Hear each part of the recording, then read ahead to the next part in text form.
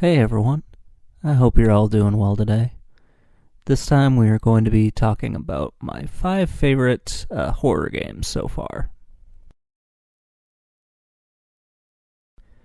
Horror is probably one of my favorite genres. I've liked it ever since I was a little kid, and yeah, a lot of these horror games are pretty fun. They're not all necessarily scary, but they are kind of, Halloween or horror themed. So anyway, let's get into the list. And remember, this is not an all-time list. This is just from the games that I've played for this channel.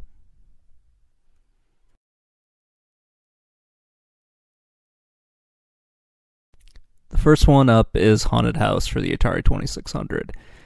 This game really is a lot of fun, especially for an Atari game. It's not like the most graphically impressive, obviously, because it's from Atari, but it does have a lot of the stuff that you would see used in other survival horror games. In it, you're trying to escape from this mansion. You need to find a bunch of items, and then you need to, make your way out. There are a bunch of different modes to this game, and at some point, you can make it so the walls are all black, so the only thing you'll see on the screen are just your eyes. You also have to light matches along the way, which can be kind of annoying, but it will let you know when an enemy comes near, because if you come across a ghost, it'll blow your little match out.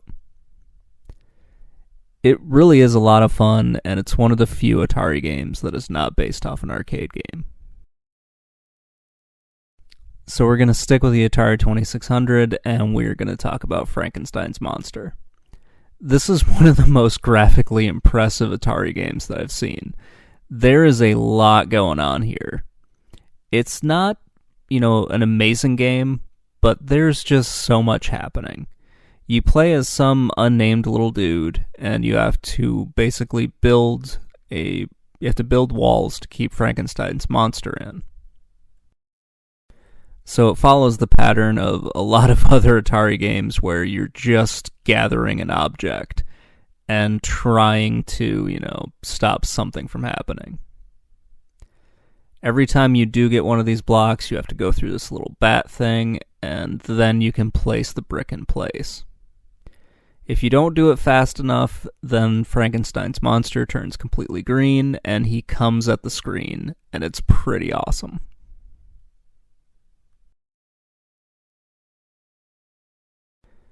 Now we get to the first Castlevania game. This one is just really, really awesome.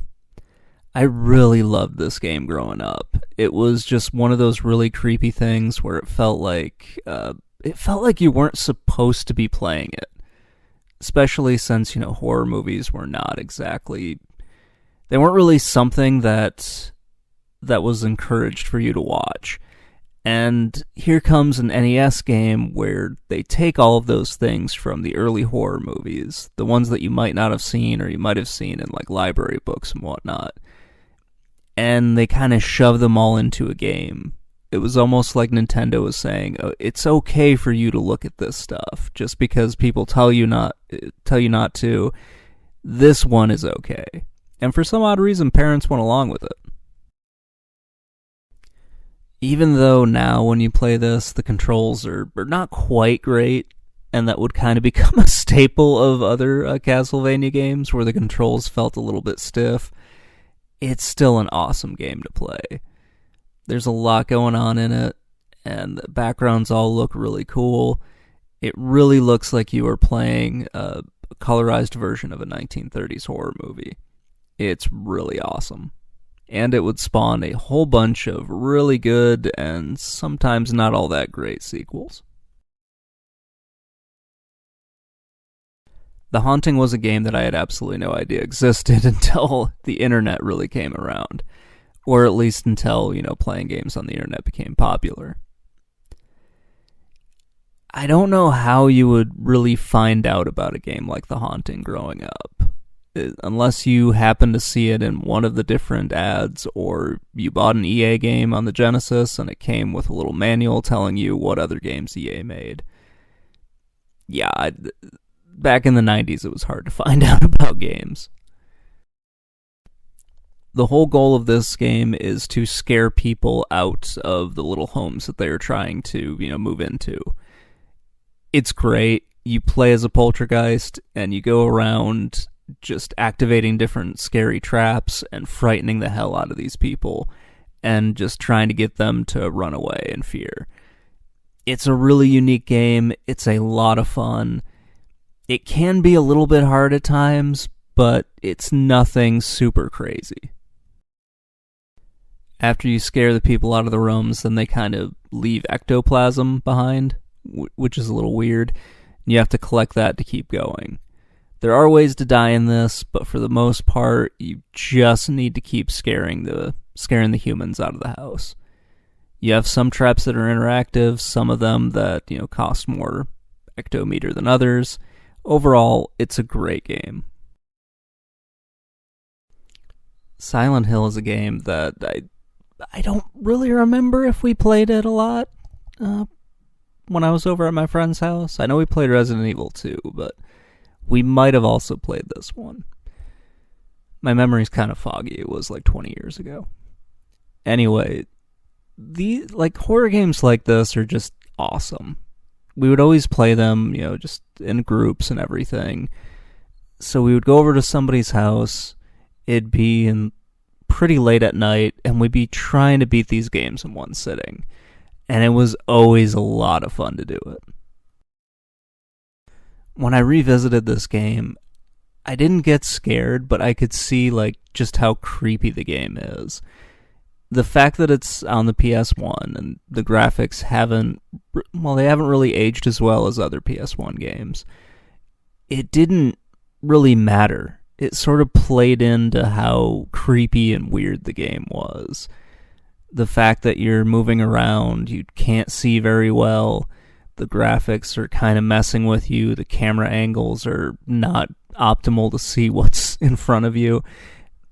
It was one of those games that really felt like you were playing a horror movie in some ways. A bad horror movie, but it still felt like you were playing a horror movie. I think most people know the story of Silent Hill by now. You play as some dude who gets lost there, and he's looking for his daughter Cheryl. And over the course of the entire game, you just find a bunch of incomprehensible stuff. The city keeps changing. It's pretty weird.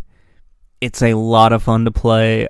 I really like it, and this was a great entry into the Silent Hill series.